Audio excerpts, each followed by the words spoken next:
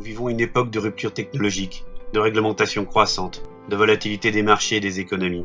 Les contextes géopolitiques sont de plus en plus incertains, des crises reviendront. Et si demain mettait en cause la survie de ce projet entrepreneurial qui a séduit vos actionnaires, vous suivraient-ils encore?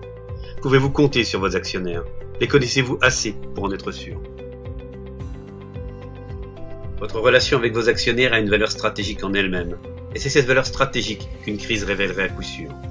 Avez-vous une relation civile avec chacun de vos actionnaires? Quels échanges avez-vous aujourd'hui avec eux? Quels échanges devriez-vous développer avec eux?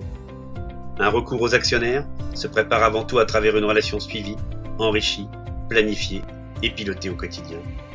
À l'heure des choix, c'est avant tout à votre projet entrepreneurial qu'ils devraient penser, et c'est celui-là qu'ils devront choisir en priorité. Êtes-vous prêt pour cela? La relation avec vos actionnaires est évidemment réciproque. Vos actionnaires ont une stratégie et cherchent donc à avoir de l'influence à votre égard.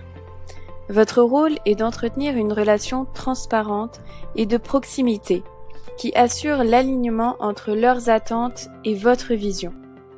Quelle est leur stratégie d'investissement? Quel est votre poids dans leur portefeuille? Sont-ils issus de la finance ou de votre métier? À vous de recueillir l'ensemble de ces informations. Activisme des minoritaires, rupture du dialogue, contestation des politiques de résultats et de dividendes, tel serait l'impact négatif probable d'un dialogue actionnarial reconnu comme étant pauvre. Quels seraient alors les dispositifs nécessaires pour empêcher les mouvements et sauts d'humeur de vos actionnaires? C'est à vous de jouer.